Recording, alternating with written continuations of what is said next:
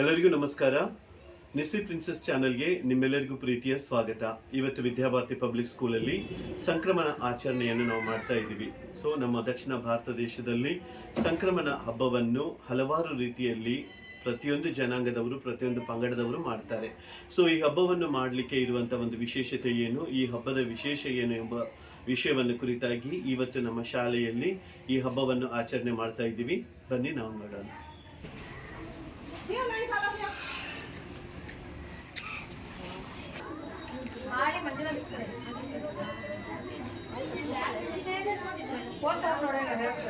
ಅದು ಕರೆಕ್ಟ್ ಬಿಟ್ರಿ ನೀವು ಮಂಜುಳಾ ಬಿಸ್ಕರೆ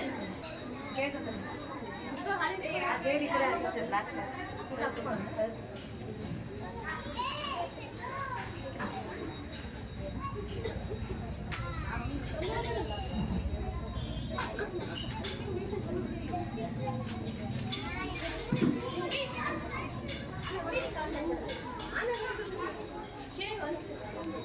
आता तगोरी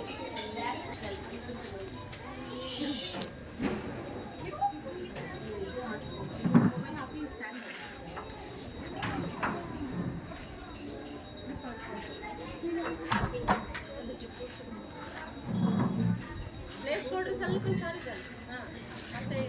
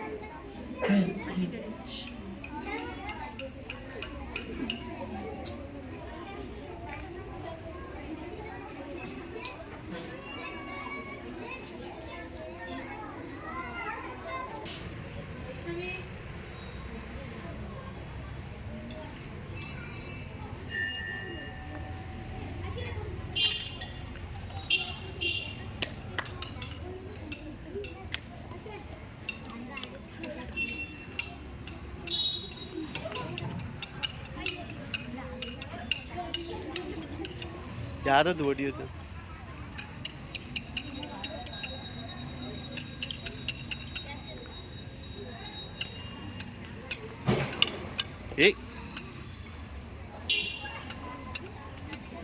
ಹೊಡಿಬೇಡ್ರಿ.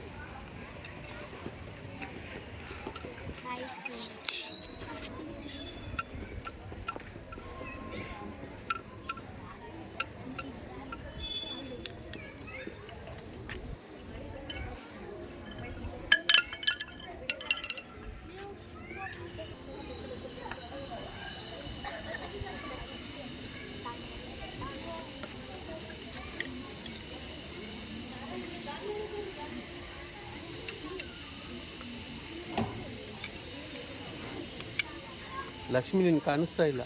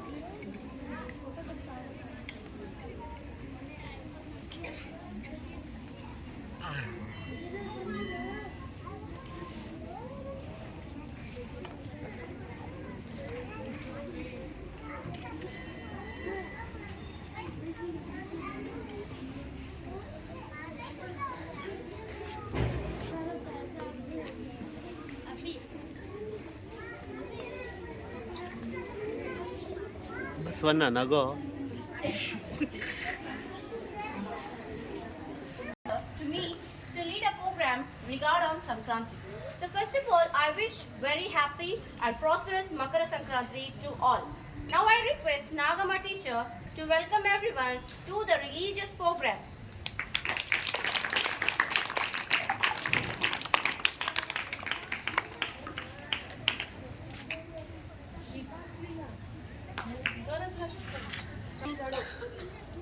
ಸಂಕ್ರಾಂತಿ ಹಬ್ಬವನ್ನು ನಾವು ಈ ದಿವಸ ನಮ್ಮ ಶಾಲೆಯಲ್ಲಿ ಆಚರಣೆ ಮಾಡ್ತಾ ಇದ್ದೇವೆ. ಇದು ರೈತರು ಹಾಗೂ ಜಾನುವಾರುಗಳ ಹಬ್ಬವಾಗಿದೆ. ಆದ್ದರಿಂದ ಈ ಕಾರ್ಯಕ್ರಮಕ್ಕೆ ಆಗಮಿಸಿದಂಥ ನಮ್ಮ ಶಾಲೆಯ ಮುಖ್ಯ ಗುರುಗಳಾದ ಶ್ರೀಯುತ ಸಿ ಕೆ ಪೀಟರ್ ಸರ್ ಅವರಿಗೆ ಸ್ವಾಗತವನ್ನು ಕೋರುತ್ತೇನೆ. ಹಾಗೂ ಶಿಕ್ಷಕ ವೃಂದದವರಿಗೆ ಸ್ವಾಗತವನ್ನು ಕೋರುತ್ತೇನೆ.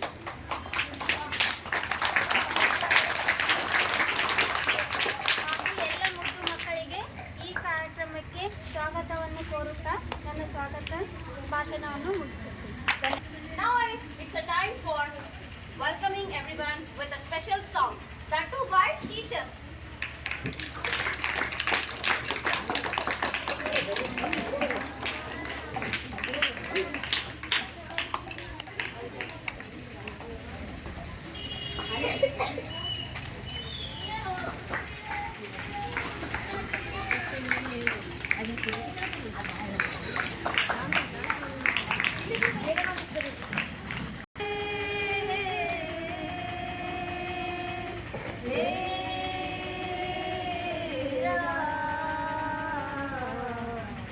ಸಂಕ್ರಾಂತಿ ಹಬ್ಬ ಬಂತು, ಸಿಹಿಯ ಸಿರಿಯ ತಂತು. ಸಂಕ್ರಾಂತಿ ಹಬ್ಬ ಬಂತು, ಎಳ್ಳು ಬೆಲ್ಲ ತಂತು. ಸಂಕ್ರಾಂತಿ ಹಬ್ಬ ಬಂತು, ಊರಾರ ಸೀಮೆ ನೋಡ, ಊರಾರ ಚಲವ ನೋಡ. ಊರಾರ ಸೀಮೆ ನೋಡ, ಊರೂರ ಚಲುವ ನೋಡ. ನಾಡ ಅಂದ ನೋಡ, ಕಾಡ ಚಂದ ನೋಡ. ಕಾಡ ಅಂದ ನೋಡ, ಕಾಡ ಚಂದ ನೋಡ. ಸಂಕ್ರಾಂತಿ ಹಬ್ಬ ಬಂತು, ಸುಗ್ಗಿಯ ಸಿರಿಯ ತಂತು. ಸಂಕ್ರಾಂತಿ ಹಬ್ಬ ಬಂತು, ಎಳ್ಳು ಬೆಲ್ಲ ತಂತು. ಸಂಕ್ರಾಂತಿ ಹಬ್ಬ ಬಂತು, ಬೆಳೆ ಬೆಳೆ ಬೆಳೆದು ನಿಂತು. ಸುಗ್ಗಿಯ ಸಿರಿಯ ತಂತು, ಬೆಳೆ ಬೆಳೆ ಬೆಳೆದು ನಿಂತು. ಸುಗ್ಗಿಯ ಸಿರಿಯ ತಂತು. ಹಸಿರ ಹಬ್ಬ ಜನಕ್ಕೆ, ಉಸಿರ ಹಬ್ಬ ಮನಕ್ಕೆ. ಹಸಿರ ಹಬ್ಬ ಜನಕ್ಕೆ, ಉಸಿರ ಹಬ್ಬ ಮನಕ್ಕೆ. ಸಂಕ್ರಾಂತಿ ಹಬ್ಬ ಬಂತು, ಸುಗ್ಗಿಯ ಸಿರಿಯ ತಂತು. ಸಂಕ್ರಾಂತಿ ಹಬ್ಬ ಬಂತು, ತೆಲೆ ತೆಲೆ ರಾಶಿ ನೋಡು, ಕೈ ಮುಗಿದು ಶಿವನ ಬೇಡು. ತೆಲೆ ತೆಲೆ ರಾಶಿ ನೋಡು, ಕೈ ಮುಗಿದು ಶಿವನ ಬೇಡು. ಕುಣಿ ಕುಣಿದು ಸುಗ್ಗಿ ಹಾಡು, ಎಳ್ಳು ಬೆಲ್ಲ ನೀಡು. ಕುಣಿ ಕುಣಿದು ಸುಗ್ಗಿ ಹಾಡು, ಎಳ್ಳು ಬೆಲ್ಲ ನೀಡು. ಸಂಕ್ರಾಂತಿ ಹಬ್ಬ ಬಂತು, ಸುಗ್ಗಿಯ ಸಿರಿಯ ತಂತು ಸಂಕ್ರಾಂತಿ ಹಬ್ಬ ಬಂತು ಎಳ್ಳು ಬೆಲ್ಲ ತಂತು ಸಂಕ್ರಾಂತಿ ಹಬ್ಬ ಬಂತು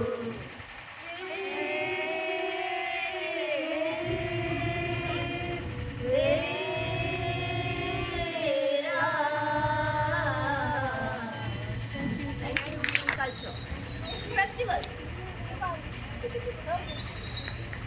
Now let's we have a light napping with this program by regard our principal sir.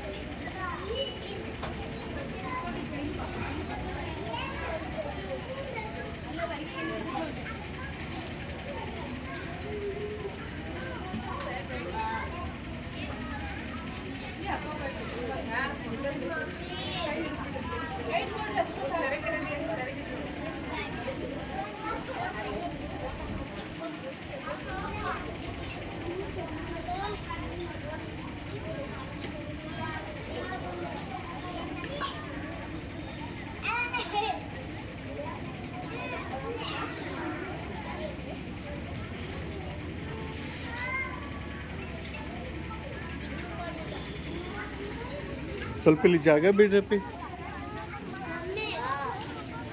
Thank you, dear teachers. Thank you once again. Now it's time to know the real value of this culture and festival. Let's welcome Deepa teacher to give a brief speech in English regarding Sankranti.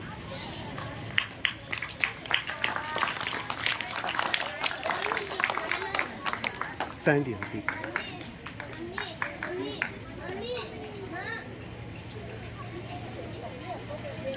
Good morning, everyone. Good morning. Today we all gather here to what? For what purpose? To celebrate Sankranti. Isn't it? Yes. It's a momentous occasion in the Hindu calendar. It's called Sankranti. It's also known as Makara Sankranti. It's a festival of marking the transition of sun into the zodiac sign of Capricorn. Where sun transition of the sun into the zodiac sign of Capricorn, signifying the beginning of the longer days and a new phase in the cycle of nature, that is new harvest. It's a season Sankranti. It's a day of joy, gratitude and togetherness, where we express our thanks to nature for the bounty and look forward to a prosperous year ahead. Now let's know about the significance of Sankranti. In this time, the farmers celebrate the harvest. Sankranti is a harvest festival. Sankranti is a harvest festival. In all villages, they all do the puja for the harvest, where farmers rejoice the culmination of their hard work and the abundance of crops. It's a time to share the fruits of their labor with the family and community. This day also holds a spiritual significance, as it is believed that the taking of dip in holy rivers on Sankranti, it's all washes away our way for a fresh start. On this day, people also follow the popular tradition of flying kites. The people, what they will do on this day, they fly. We know, we can see that on this day, kite flying competition will be created. It's the soaring of our spirits towards new heights and aspirations. Throughout our India, in all the states, this festival is celebrated in so many different names. That is, in Gujarat, it is celebrated with a great enthusiasm as a Uttarayana. where people engage in kite flying competition and enjoy the vibrant colors and festive atmosphere. In Punjab, the day before Sankranti, they celebrate as a Lohri. It is celebrated in the name of Lohri in Punjab, with the bonfires and folk dances symbolizing the warmth of togetherness. People in Andhra Pradesh prepare special sweet dishes like Pongal. In Andhra Pradesh, this festival is celebrated in the name of Pongal. They will prepare Pongal and til laddu on this occasion, made with the sesame seeds and jaggery, this signifying the sweetness of life. In our state, Karnataka, it is celebrated as Sankranti and we all prepare some sweets in our homes, share sesame seeds with jaggery among all our relatives, friends, neighbors and all. In villages, people decorate their oxes. And keep racing for the oxes. In some villages they do. On this day, they arrange race among them and they do puja for the harvest. Whatever they grow in the field, they will do the puja for the harvest. In this way, throughout India, we all celebrate Sankranti. Okay, thank you. It was a nice brief explanation, and different states we celebrate different kinds of name of Sankranti. Now next, Kannada speech by Neelamma teacher, because still more brief explanation we needed by we all celebrate this Sankranti. Welcome teacher.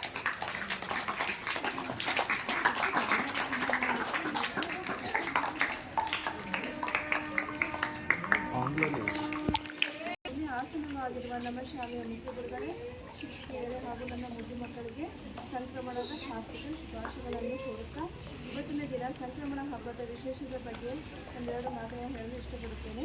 ಮಕರ ಸಂಕ್ರಾಂತಿಯು ಜನವರಿ ತಿಂಗಳಲ್ಲಿ ಆಚರಿಸಲಾಗುವಂತಹ ಹಿಂದೂಗಳ ಪ್ರಮುಖ ಹಬ್ಬಗಳಲ್ಲಿ ಒಂದಾಗಿದೆ. ಇದನ್ನು ಮುಖ್ಯವಾಗಿ ಜನವರಿ ತಿಂಗಳ ಪ್ರಮುಖ ಪ್ರಸಿದ್ಧ ಹಬ್ಬಗಳಲ್ಲಿ ಒಂದಾಗಿದೆ. ಇದನ್ನು ಬಹುತೇಕ ನಾವು ಭಾರತಾದ್ಯಂತ ಆಚರಿಸಲಾಗುತ್ತದೆ.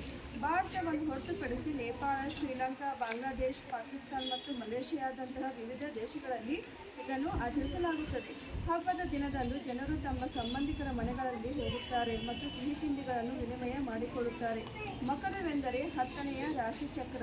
ಮಕರ ಸಂಕ್ರಾಂತಿ ಎಂದರೆ ಬದಲಾವಣೆ. ಸೂರ್ಯನು ಮಕರ ರಾಶಿಗೆ ಪ್ರವೇಶಿಸುವಾಗ ದಿನವನ್ನು ಸಂಕ್ರಾಂತಿ ಹಬ್ಬವಾಗಿ ಆಚರಿಸಲಾಗುತ್ತದೆ.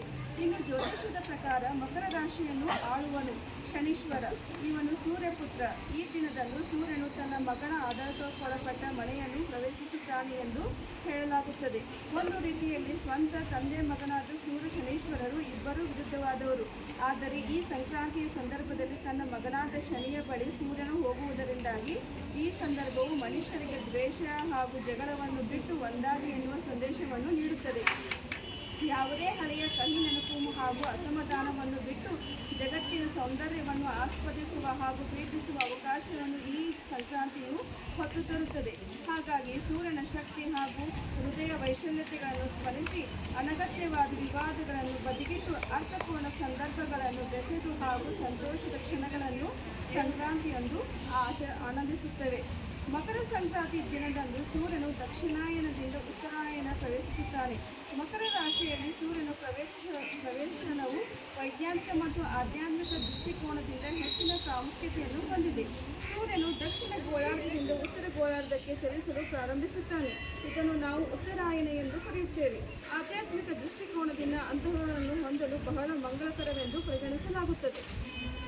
ಈ ಮಂಗಳಕರ ದಿನದಂದು ಜನರು ಪವಿತ್ರ ನದಿಗಳಲ್ಲಿ ಸ್ನಾನ ಮಾಡುವ ಮೂಲಕ ತಮ್ಮ ಪಾಪಗಳನ್ನು ತೊಳೆದುಕೊಳ್ಳುತ್ತಾರೆ ಮತ್ತು ಸೂರ್ಯದೇವರನ್ನು ಪೂಜಿಸುತ್ತಾರೆ ಮತ್ತು ಅವರ ಆಶೀರ್ವಾದವನ್ನು ಪಡೆಯುತ್ತಾರೆ.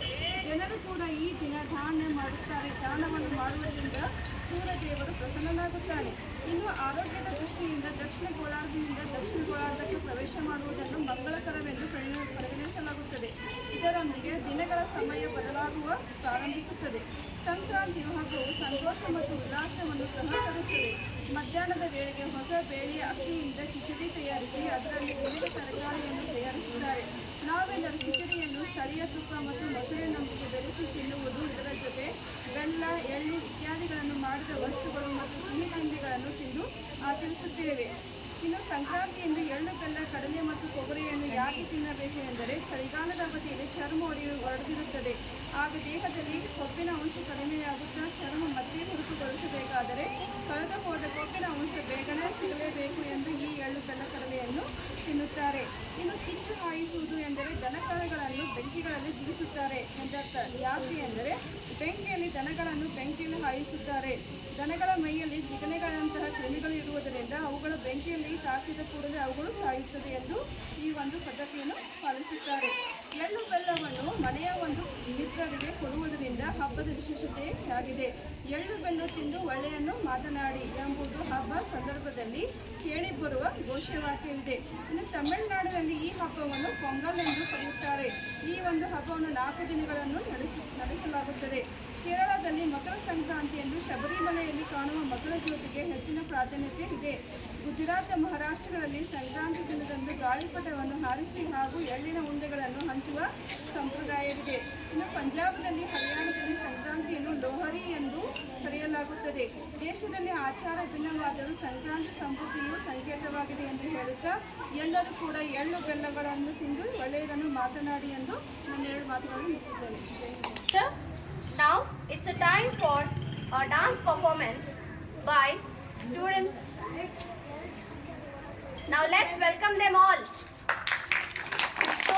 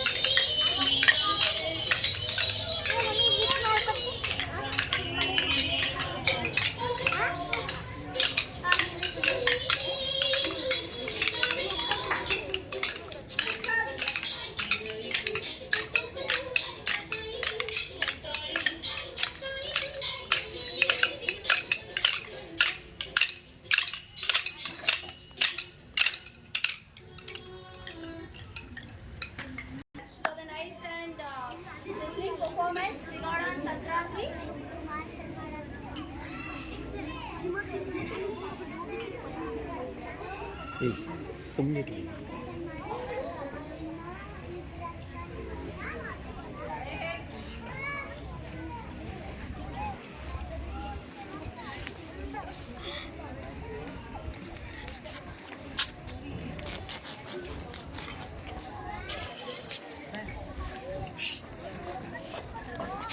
a few words about Makara Sankranti.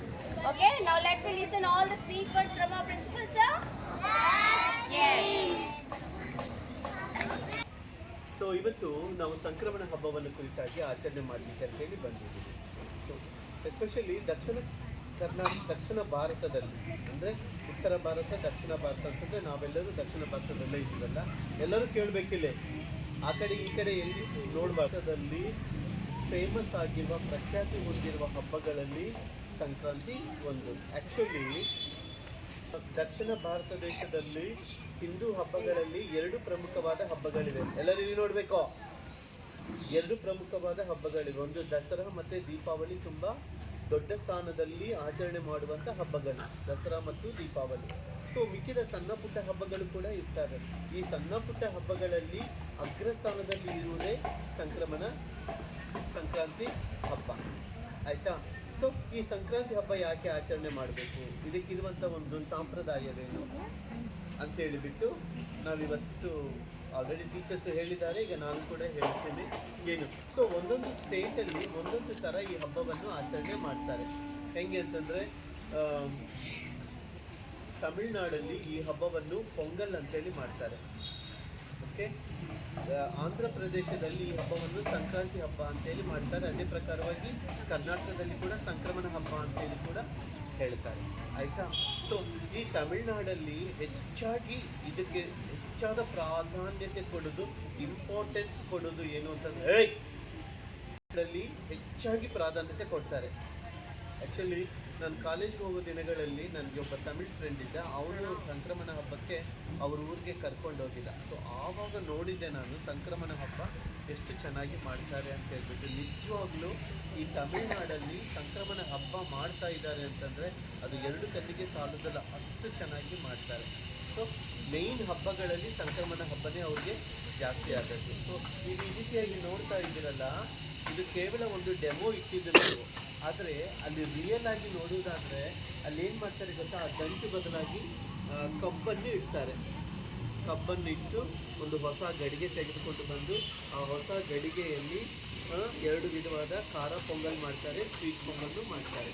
So ಅಲ್ಲಿ ಕೆಳಗಡೆ ಬೆಂಕಿ ಹಚ್ಚಿ ಅದನ್ನು ಕುದಲಿಕ್ಕೆ ಇಡ್ತಾರೆ. ಕುದಲಿಕ್ಕೆ ಇಟ್ಟಾಗ ಅದು ಉಕ್ಕಿ ಮೇಲೆ ಬರುತ್ತಲ್ಲ, ಆವಾಗ ನಿಮ್ಮಂಥ ಹುಡುಗರೆಲ್ಲರೂ ಏನು ಮಾಡ್ತಾರೆ ಅಂತಂದರೆ, ನನಗೆ ಭಾಳ ಆಶ್ಚರ್ಯ ಆಯ್ತು ಅದು ನೋಡಿ. ನಿಮ್ಮಂಥ ಹುಡುಗರೆಲ್ಲ ಏನು ಮಾಡ್ತಾರೆ ಅಂತ, ಅದು ಉಕ್ಕಿ ಬರುವಾಗ ಪೊಂಗಲ್ ಇರಲಿ ಮತ್ತೆ ಟೈಮ್ ಇರುತ್ತೆ, ಪೊಂಗಲ್ ಅಂತ ಹೇಳ್ಬಿಟ್ಟು ನಿಮ್ಮಂಥ ಹುಡುಗರೆಲ್ಲ ದೊಡ್ಡ ಗಲಾಟೆ ಮಾಡ್ತಾರೆ, ಸಂಭ್ರಮ ಮಾಡ್ತಾರೆ, ಒಂಥರ ಆರ್ಭಾಟ ಮಾಡ್ತಾರೆ ಏನು. ಸೊ ಆವತ್ತಿನ ದಿವಸ ಏನು ಅಂತಂದರೆ ಮನೆಯಲ್ಲಿ ವಿಶೇಷವಾದ ತಿಂಡಿಗಳನ್ನು ಅಡುಗೆಗಳನ್ನು ಮಾಡ್ತಾರೆ. ಆವತ್ತು ಮಾಡುವ ಅಡುಗೆಗಳೇ ಬೇರೆಯಾಗಿರ್ತಾರೆ, ಅಷ್ಟು ಚೆನ್ನಾಗಿ ಮಾಡ್ತಾರೆ. ಎಸ್ಪೆಷಲಿ ಈ ಒಂದು ತಮಿಳ್ನಾಡು ಆದದ್ದು ಸಾರು ಮಾಡ್ತಾರೆ, ಅದು ಎಲ್ಲ ತರಕಾರಿ ಹಾಕಿ ಬಂದು ಸಾಂಬಾರು ಮಾಡ್ತಾರೆ, ನಿಜವಾಗ್ಲೂ ಚೆನ್ನಾಗಿರುತ್ತೆ ಅದೊಂದು. ಮತ್ತು ಸ್ವೀಟು ಮಾಡ್ತಾರೆ. ಮತ್ತು ಎತ್ತುಗಳಿಗೆ ಏನು ಮಾಡ್ತಾರೆ, ಎಸ್ಪೆಷಲಿ ಇದು ಎತ್ತುಗಳು ಚೆನ್ನಾಗಿ ಡೆಕೋರೇಷನ್ ಮಾಡ್ತಾರೆ. ಅವುಗಳನ್ನು ತೊಳೆದು ಅದಕ್ಕೆಲ್ಲ ಬಣ್ಣ ಹಾಕಿ, ಕೊಬ್ಬಿಗೆಲ್ಲ ಬಣ್ಣ ಹಾಕಿ, ಅನಂತರ ಅದಕ್ಕೆಲ್ಲ ಸ್ವೀಟೆಲ್ಲ ತಿನ್ನಿಸು, ಕುಂಬಳಕಾಯಿ ಎಲ್ಲ ತಿನ್ನಿಸಿ ಅದಕ್ಕೆ ಒಂದು ವಿಶೇಷವಾದ ಹಬ್ಬವಾಗಿ ಮಾಡ್ತಾರೆ. ಮತ್ತು ಮಧ್ಯಾಹ್ನ ಎಲ್ಲರೂ ಊಟ ಆದ ಮೇಲೆ ಒಂದು ಯವನಸ್ಥರೆಲ್ಲರೂ ಏನು ಮಾಡ್ತಾರೆ ಅಂದರೆ, ಒಂದು 20+ ಇದ್ದ ಹುಡುಗರೆಲ್ಲರೂ ಏನು ಮಾಡ್ತಾರೆ ಅಂತಂದರೆ, ಈ ಥರ ಲುಂಗಿಗಳನ್ನು ಕಟ್ಕೊಂಡು ಏನು ಆ ಎತ್ತುಗಳನ್ನು ಓಡಿಸ್ತಾರೆ. ಯಾರ ಎತ್ತು ಮುಂದೆ ಓಡ್ತೈತಲ್ಲ ಅದಕ್ಕೊಂದು ಪ್ರೈಸ್ ಅಂತೇಳಿ ಇರ್ತಾರೆ. ಈ ಎತ್ತುಗಳ ಜೊತೆಗೆ ಇವರು ಕೂಡ ಓಡ್ತಾರೆ. ಈ ಹೆಣ್ಮಕ್ಳೆಲ್ಲರಂದರೆ ಸ್ವಲ್ಪ ಹೆಂಗಿದ್ದ ಹುಡುಗರೆಲ್ಲರೂ ಯವನಸ್ಥರೆಲ್ಲ ಏನು ಮಾಡ್ತಾರೆ, ಈ ಎತ್ತುಗಳ ಜೊತೆಯಲ್ಲಿ ಓಡುವಾಗ ಈ ಥರ ಹುಡುಗಿಯರೆಲ್ಲ ಏನು ಮಾಡ್ತಾರೆ, ಒಳ್ಳೆಯದಾಗಿ ಸಿಂಗಾರ ಮಾಡಿಕೊಂಡು ಬಂದು ಏನು ಅದನ್ನು ನೋಡ್ಕೊಂತ ಕೂತ್ಕೊಳ್ತಾರೆ. ಯಾರೆತ್ತು ಮುಂದೆ ಹೋಗ್ತೈತಿ, ಯಾರು ಹೆಂಗೆ ಓಡ್ತಾರೆ ಅನ್ನೋದು. ಆವಾಗ ಎತ್ತುಗಳ ಪ್ರದರ್ಶನ, ಈ ಹುಡುಗರ ಪ್ರದರ್ಶನ, ಆರ್ಭಾಟ ನೋಡಬೇಕು, ಅಷ್ಟು ಚೆನ್ನಾಗಿ ಇರುತ್ತೆ. ಮತ್ತು ನಿಮ್ಮಂಥ ಹುಡುಗರಿಗೆಲ್ಲ ಕೆಳಗಡೆ ಬಿಡಲ್ಲ, ಯಾಕಂತಂದರೆ ಎತ್ತುಗಳು ಓಡ್ಕೊತ ಬರುವಾಗ ಅದು ತುಳಿತಾವಲ್ಲ, ಅದಕ್ಕೆ ಬಿಡಲ್ಲ ಆಯಿತಾ. ಹೊಸದಾಗಿ ಮದುವೆ ಮಾಡಿದ್ದಂಥ ಮಕ್ಕಳನ್ನು ಕೂಡ ಅವತ್ತು ಕರೆದು ಅವರಿಗೆ ಬೆಳ್ಳಿ ಬಂಗಾರ ಬಟ್ಟೆ ಇವೆಲ್ಲವುಗಳನ್ನು ಕೊಡ್ತಾರೆ. ಮೇಯ್ನು ಈ ತಿಂಗಳಲ್ಲಿ ಜನವರಿ ತಿಂಗಳಲ್ಲಿ ಈ ಹಬ್ಬವನ್ನು ಎದಕ್ಕೆ ಮಾಡ್ತಾರೆ ಅಂತಂದರೆ, ಫಸ್ಟ್ ವರ್ಷದಲ್ಲಿ ಬರುವಂಥ ಫಸ್ಟ್ ತಿಂಗಳ ಯಾವುದು? ಜನವರಿ ತಿಂಗಳ. ಈ ಜನವರಿ ತಿಂಗಳಲ್ಲಿ ಫಸ್ಟ್ ಬಂದು ಈ ಎಳ್ಳು ಬೆಲ್ಲ ಅನಂತರ ಒಂದು ಸ್ವೀಟು ಕಬ್ಬು ಇವೆಲ್ಲವೂ ಎದಕ್ಕೆ ಹಬ್ಬ ಮಾಡ್ತಾರೆ ಅಂತಂದರೆ, ಆ ಇಡೀ 12 ತಿಂಗಳು ಕೂಡ ಏನೋ ಅವರ ಬಾಳಿನಲ್ಲಿ ಹೆಂಗೆ ಉಕ್ಕಿ ಬರುತ್ತಲ್ಲ ಆ ರೀತಿಯಾಗಿ ಸಂತೋಷ, ಸಮೃದ್ಧಿ, ನೆಮ್ಮದಿ, ಆರೋಗ್ಯ, ಆಮೇಲೆ ಸಂಪತ್ತು, ಐಶ್ವರ್ಯ ಎಲ್ಲ ಕೂಡಿ ಆ ರೀತಿಯಾಗಿ ಉಕ್ಕಿ ಬರಲಿ ಅನ್ನೋ ಉದ್ದೇಶಕ್ಕೆ ಅದೊಂದು ಸಂಪ್ರದಾಯ. ಇನ್ನೊಂದೇನು ಗೊತ್ತಾ, ಈ ಒಂದು ಹಬ್ಬದಲ್ಲಿ ಕಬ್ಬು ಗಿಡಗಳನ್ನೇ ಇಡ್ತಾರೆ. ಅನಂತರ ಬೆಲ್ಲವನ್ನೇ ಹೆಚ್ಚಾಗಿ ತೆಗೆದುಕೊಳ್ತಾರೆ. ಬೆಲ್ಲ ಮತ್ತು ಎಳ್ಳು ಇದರಲ್ಲಿ ಜಾಸ್ತಿ ಕ್ಯಾಲ್ಸಿಯಂ ಇರುವುದರಿಂದ ಸ್ಟ್ರೆಂತ್ ಜಾಸ್ತಿ ಇರುತ್ತೆ. ಸೊ ಇಡೀ ವರ್ಷ ಕೂಡ ನಿಮಗೆಲ್ಲ ಒಳ್ಳೆ ಸ್ಟ್ರೆಂತ್ ಇರಲಿ, ಒಳ್ಳೆ ಬಲ ಇರಲಿ ಅಂತ ಹೇಳ್ಬಿಟ್ಟು ಏನು ಮಾಡ್ತಾರೆ ಅಂತಂದರೆ, ಈ ಕಬ್ಬನ್ನು ಬೆಲ್ಲವನ್ನು ಮತ್ತು ಎಳ್ಳನ್ನು ಚೆನ್ನಾಗಿ ಅವರು ಮುಂದೆ ಇಡ್ತಾರೆ. ಚೆನ್ನಾಗಿ ತಿಂದು ಅವರು ಶಕ್ತಿಶಾಲಿಗಳಾಗಬೇಕು ಅಂತೇಳಿ. ಅರ್ಥ ಆಯ್ತಾ? ಸೊ ಒಟ್ಟಾರೆ ಏನು ಅಂತಂದರೆ, ನಮ್ಮ ದಕ್ಷಿಣ ಭಾರತ ದೇಶದಲ್ಲಿ ಹೆಸರುವಾಸಿಯಾಗಿರುವ ಹಬ್ಬಗಳಲ್ಲಿ ಈ ಸಂಕ್ರಮಣ ಹಬ್ಬ ಕೂಡ ತುಂಬ ಒಳ್ಳೆಯದು. ಇನ್ನು ಆಂಧ್ರ ಪ್ರದೇಶದಲ್ಲಿ ಕೂಡ ಮಾಡುವ ರೀತಿಯೇ ಬೇರೆ ಇರುತ್ತೆ. ಸೊ ಇಲ್ಲಿ ಅಲ್ಲೆಲ್ಲ ಸಗಣಿದೊಂದು ಇದು ಇಟ್ಟಿದ್ದಾರಲ್ಲ, ಒಂದು ಇದು ಇಟ್ಟು ಅದ್ರ ಮೇಲೆ ಹೂವು ಇಟ್ಟಿದ್ದಾರೆ ನೋಡಿ. ಪ್ರತಿಯೊಂದು ಮನೆ ಮುಂದೆ ಆ ರೀತಿಯಾಗಿ ಒಳ್ಳೆ ರಂಗೋಲಿ ಹಾಕ್ತಾರೆ. ನಮ್ಮ ತೆಲುಗು ಭಾಷೆಯಲ್ಲಿ ರಂಗೋಲಿಯನ್ನು ರಂಗವಲ್ಲಿ ಅಂತೀವಿ. ರಂಗವಲ್ಲಿ ಅದನ್ನು ಹಾಕಿಬಿಟ್ಟು ಅದರ ಮಧ್ಯದಲ್ಲಿ ಆ ಸಗಣಿಯನ್ನು ಇಟ್ಟುಬಿಟ್ಟು ಹೂಗಳನ್ನೆಲ್ಲ ಇಟ್ಟಿರ್ತಾರೆ. ಅನಂತರ ಪ್ರತಿಯೊಂದು ಮನೆಯಲ್ಲಿ ಸ್ವೀಟ್ ಮಾಡ್ತಾರೆ, ಏನೇನೋ ಇನ್ನು ಸ್ವೀಟ್ಸ್ ಎಲ್ಲ ಮಾಡ್ತಾರೆ. ಎಲ್ಲ ಮಾಡಿಬಿಟ್ಟು ಎಲ್ಲರೂ ಹೊಸ ಬಟ್ಟೆ ಇಟ್ಕೊಳ್ತಾರೆ. ಆನಂತರ ಏನು ಅಂತಂದರೆ, ನಮ್ಮ ಆಂಧ್ರ ಪ್ರದೇಶದಲ್ಲಿ ವಿಶೇಷತೆ ಏನು ಅಂತಂದರೆ, ಆವತ್ತಿನ ದಿನ ಹರಿದಾಸರು ಅಂತೇಳಿ ಒಬ್ಬರು ಬರ್ತಾರೆ. ಅಂದರೆ ಸಿನಿಮಾಗಳಲ್ಲಿ ನಾರದ ವೇಷ ಹಾಕ್ಕೊಂಡು ಬಂದವರು ಈ ರೀತಿಯಾಗಿ ಒಂದು ತಂಬೂರನ ಏನೋ ಹಿಡ್ಕೊಂಡು ಬರ್ತಾರೆ. ಅಂಥದ್ದೊಂದು ಹಿಡ್ಕೊಂಡು ಬಂದು ತಲೆ ಮೇಲೆ ಒಂದು ಸಿಂಹೆ ಇಷ್ಟು ದೊಡ್ಡ ಅಕ್ಷಯ ಪಾತ್ರೆ ಇಟ್ಕೊಂಡು ಬರ್ತಾನೆ. ಒಂದು ಹಾಡಾಡ್ಕೊಂತ ಬರುವಾಗ ಆ ತಲೆ ಮೇಲೆ ಇದ್ದಿದ್ದ ಪಾತ್ರೆ ಅದನ್ನು ಕದಲುವುದಿಲ್ಲ, ಆ ರೀತಿಯಾಗಿ ಸೆಟಪ್ ಮಾಡಿಕೊಂಡು ಬರ್ತಾರೆ. ಸೊ ಅವರವ್ರ ಮನೆಗೆ ಬಂದಿದ್ದಾಗ ಅವರವ್ರ ಶಕ್ತಿ ಪ್ರಕಾರವಾಗಿ ಅವ್ರ ಮನೆಯಲ್ಲಿ ಏನಿದೆಯೋ, ಯಾವ ಸ್ವೀಟ್ ಆಗಲೋ ಅಕ್ಕಿ ಆಗಲೋ ಆ ವರ್ಷದಲ್ಲಿ ಬಂದಿರುವಂಥ ದವಸ ಧಾನ್ಯ ಎಲ್ಲವನ್ನು ಅವ್ರು ಬಂದು ಆ ಮನೆ ಮುಂದೆ ಕೂತ್ಕೊಂಡಿದ್ದಾಗ ಆ ಮನೆ ಹೆಣ್ಮಗಳು, ಆ ಮನೆಯಲ್ಲಿರುವಂಥ ಮುತ್ತೈದೆ ಹೆಣ್ಮಗಳು ಏನು ಮಾಡಬೇಕು ಅಂತ ಇಷ್ಟು ಜೋರಾಗಿ ಮಾತಾಡಕತ್ತೀನಿ, ನಾನು ಬಿಟ್ಟು ಅಲ್ಲೆಲ್ಲೇ ನೋಡ್ತೀನಿ. ಬಂದು ಮರದಲ್ಲಿ ಆ ವರ್ಷದಲ್ಲಿ ಬೆಳೆದಿರುವಂಥ ಎಲ್ಲ ಬೆಳೆಯನ್ನು, ಅಂದರೆ ಅಕ್ಕಿ ಕಾಳಾಯಿತು, ಗೋಧಿ ಆಯಿತು, ಅನಂತರ ಜೋಳ ಆಯಿತು, ಏನು ಬೆಳೆದಿರ್ತಿತ್ತೋ ಆ ಕಾಳನ್ನು ಅವ್ರು ಬಂದು ಕೂತ್ಕೊಂಡಾಗ ಆ ಮರ ತಗೊಂಡು ಅದರೊಳಗೆ ಅಷ್ಟೇ ಪಾತ್ರೆಯಲ್ಲಿ ಹಾಕಬೇಕು. ಇದು ನೋಡಲಿಕ್ಕೆ ತುಂಬ ಚೆನ್ನಾಗಿರುತ್ತೆ. ಏನೋ ಒಂದು ಹೇಳ್ತಾ ಇದ್ದೀವಲ್ಲ, ಇದು ನೀವು ಆಯಾ ಪ್ರದೇಶಗಳಿಗೆ ಹೋಗಿ ನೋಡಿದಾಗ ನಿಜವಾಗ್ಲೂ ಚೆನ್ನಾಗಿರುತ್ತೆ.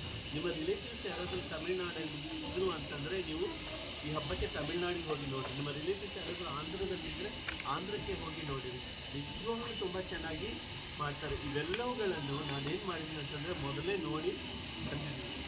ಅರ್ಥ ಆಯ್ತಾ? ಅದಕ್ಕೆ ನಾನು ನಿಮಗೆ ಹೇಳ್ತಾ ಇದ್ದೀನಿ. ಓಕೆ, ಗೊತ್ತಾಯ್ತಲ್ಲ ಸಂಕ್ರಮಣ ಹಬ್ಬ ಹೇಗೆ ಆಚರಣೆ ಮಾಡ್ತಾರೆ ಅಂತಂದರೆ. ಸೊ ವರ್ಷದ ಮೊದಲನೇ ಹಬ್ಬವಾಗಿ ಇದನ್ನು ನಾವು ಪರಿಗಣಿಸುತ್ತೇವೆ.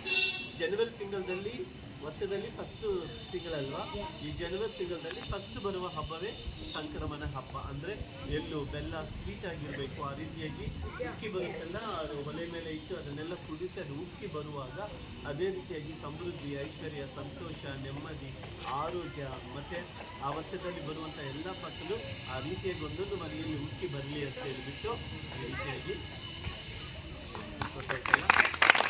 Thank you, sir, for the nice speech. And next, last but not the least, our program has been success, and to end, we all need compulsory vote of thanks. So now I request Manjula teacher to come and say end to this function with thanksgiving. Shri ಗುರು ಸಿದ್ದಪ್ಪಜ್ಜನವರ ಪಾದಗಳಿಗೆ ನಮಸ್ಕರಿಸುತ್ತಾ ನಮ್ಮ ಶಾಲೆಯ ಮುಖ್ಯ ಗುರುಗಳಾದ ಶ್ರೀಯುತ ಸಿಕ್ಕೆ Peter sir ಅವರಿಗೆ ನನ್ನ ವಂದನೆಗಳು. ಅದೇ ರೀತಿಯಾಗಿ ಸಂಕ್ರಾಂತಿ ಹಬ್ಬದ ಸ್ವಾಗತ ಭಾಷಣವನ್ನು ಮಾಡಿದಂತಹ ನಾಗಮ್ಮ ಟೀಚರ್ ಅವರಿಗೂ ನನ್ನ ವಂದನೆಗಳನ್ನು ತಿಳಿಸುತ್ತಾ, ಹಾಗೆ ದೀಪಾ ಟೀಚರ್ ಮತ್ತು ನೀಲಮ್ಮ ಟೀಚರ್ ಅವರಿಗೂ ನನ್ನ ವಂದನೆಗಳನ್ನು ತಿಳಿಸುತ್ತಾ, ಹಾಗೆ ಎಲ್ಲ ಶಿಕ್ಷಕರಿಗೂ ನನ್ನ ವಂದನೆಗಳು. ಅದೇ ರೀತಿಯಾಗಿ ಡ್ಯಾನ್ಸ್ ಮಾಡಿದಂತಹ ಎಲ್ಲ ಮುದ್ದು ಮಕ್ಕಳಿಗೆ ನನ್ನ ವಂದನೆಗಳನ್ನು ತಿಳಿಸುತ್ತಾ, ಕಾರ್ಯಕ್ರಮವನ್ನು ನಡೆಸಿಕೊಟ್ಟಂತಹ ಶ್ರೀಯುತ ಸಲೋಮಿ ಮಿಸ್ತಿಗೂ ನನ್ನ ವಂದನೆಗಳನ್ನು ಹೇಳಿ ಈ ಚಿಕ್ಕ ಭಾಷಣವನ್ನು ನಾನು ಮುಗಿಸುತ್ತೇನೆ. ಜೈ ಹಿಂದ್, ಜೈ ಕರ್ನಾಟಕ. ಮಾತು ಸ್ಟಾರ್ಟ್.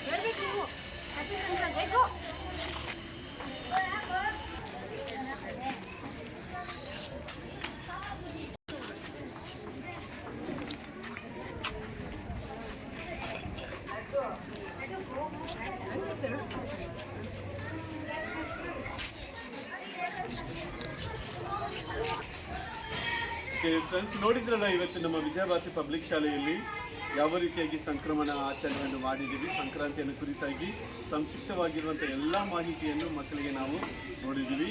ಒಂದು ವೇಳೆ ಈ ಒಂದು ಪ್ರೋಗ್ರಾಮ್ ನಿಮಗೆ ಇಷ್ಟವಾದರೆ ಲೈಕ್ ಮಾಡಿ, ಶೇರ್ ಮಾಡಿ, ಸಬ್ಸ್ಕ್ರೈಬ್ ಮಾಡಿ. Thank you so much for watching.